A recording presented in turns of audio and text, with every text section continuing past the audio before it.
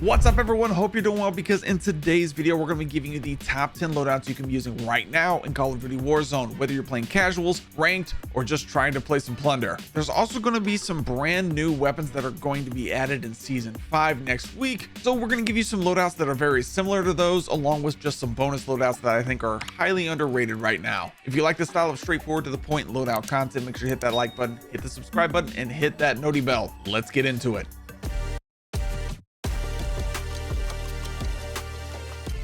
All right, so there is rumors that the MP40 will actually be back this next season. It won't be at launch, I know that for a fact, but there are some rumors that it will be back, maybe inside of an event. We're not sure yet. So there is a way to turn the PPSH that we have right now in the game into the MP40, or at least make it look like it, because it has the same iron sights, and it just, as far as we can tell, it has the same kind of look. And I absolutely love the PPSH. I think it's highly underrated as well. For that PPSH, we'll run the compensator muzzle here. I like the short barrel. That's going to be the short barrel that will look like the MP40. Then we have the extended mag 1, which will give it a more MP40 look, but if you want more ammo, just run the extended mag 2. And then we have the light stock, which will really help with the hip fire movement speed and strafing movement speed, along with a recoil springs, which will really help that recoil control quite a bit, giving you a horizontal recoil and a vertical recoil control buff.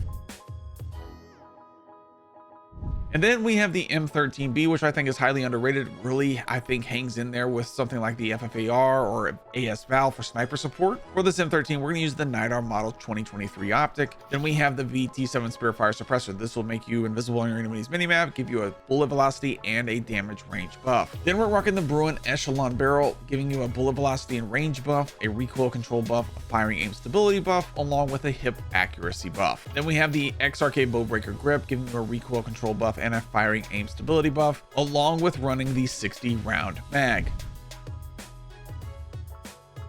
We'll show these to you here in the firing range. Here's that PPSH, but I really love this at close range, great fire rate. And then we have the M13, which is very controllable, and honestly the damage feels pretty good, man, and recoil is not bad at all. For our next bonus loadout, there's an MCW that I tried and tested this week, and I absolutely kind of liked it, to be honest. And then we are getting a brand new AUG inside of season 5. Don't know what kind of AUG it's going to be. I think it's going to be an assault rifle. We have the STB556, we have the MX9. We already have the AUG in the game. I wish they would give us something like the Blixen or something like that. I think that'd be really cool to bring back, since they're just bringing back random weapons at this point. But we have the MX9, which is 100% usable, could be argued in the top meta. And then the MCW, I thoroughly enjoyed running this week quite a bit. For the MCW, I'm rocking the MK3 reflector optic, the L4R flash hider muzzle. This will give you a buff to the recoil control and a gun kick control buff. Then we're rocking the MCW Cyclone long barrel. This will give you a buff to the bullet velocity and range, a buff to the aiming idle sway, and a buff to the firing aim stability. Then we're going to run the 40 round mag, along with the GRVZ short grip, giving you a recoil control buff and a buff to the firing aim stability again. Let me show this one to you here in the firing range, but honestly, this was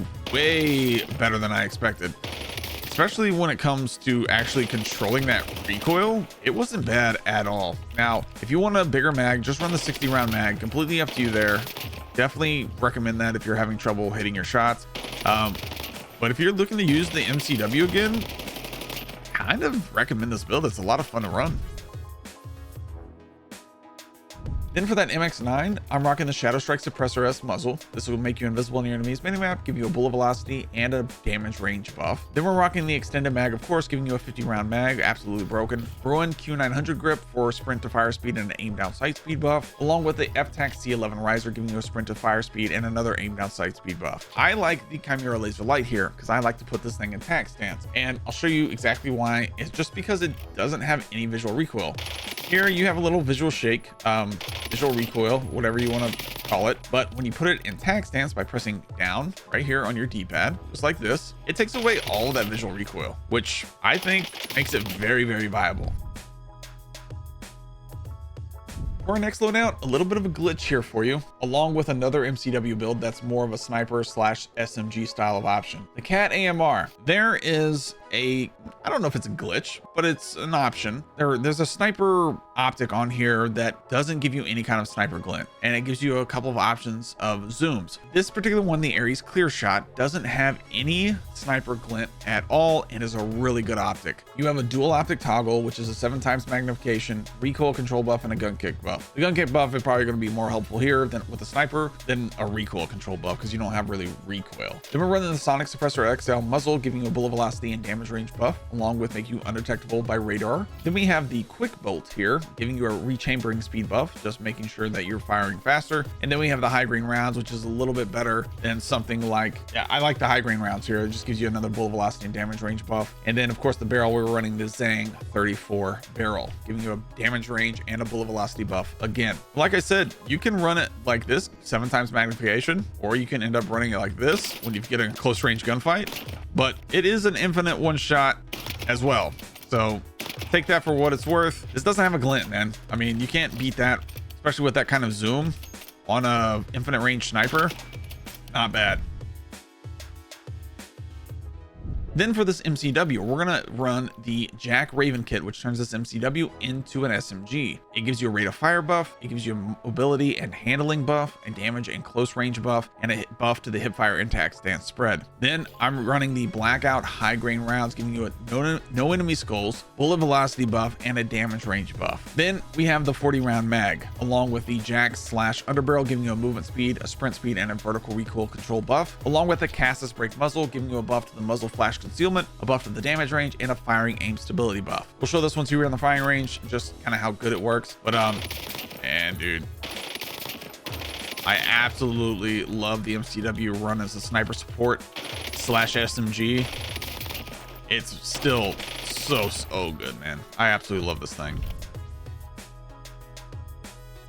Also, if you guys are interested in any kind of custom controllers right now, aimcontrollers.com, using code MarvelFam, you guys can get all of your controllers for the rest of the year stacked out, modded out, however you want them, for only $209 the rest of the year using code MarvelFam. So if you guys want to check those out, highly recommend them. Absolutely love this controller. I've used these controllers for the past 2.5 years. Haven't had any issues. I've only had to send them in one time. I used to spend $60 to trade them out every year. Right, get a new controller basically every year, and I absolutely love what I've gotten and the quality I've gotten with the aim controllers over at aimcontrollers.com, man. I absolutely love these guys. They're great to work with. Also, they're the only company that will actually use real controllers. Right here is the PS5 Pro. That means if I take this thing apart and get it down to this bare minimum, I will find the actual serial number of a PS5 Pro controller on the back of this controller. So think about it that way. No other custom controller company does that, period. You won't find a custom controller company that has the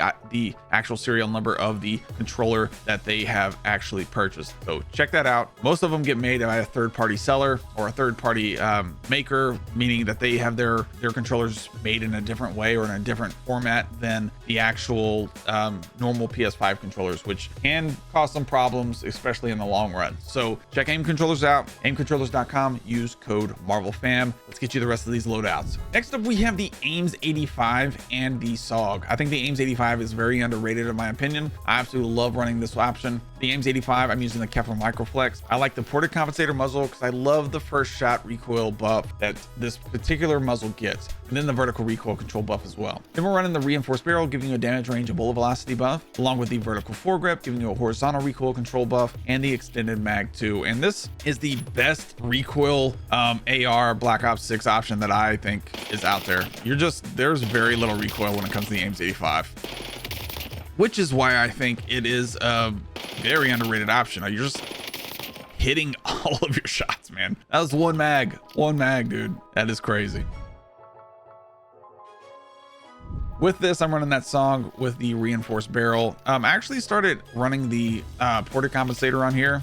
Ported compensator muzzle, reinforced barrel, vertical foregrip, extended mag 2, and the light stock to give it a lot more movement speed and strafing movement speed. We'll show this one to you in the firing range though, but yeah, I've really enjoyed the SOG quite a bit. I've used it a little bit more than Ladra, especially in ranked lately. It can compete, no doubt about it, no doubt.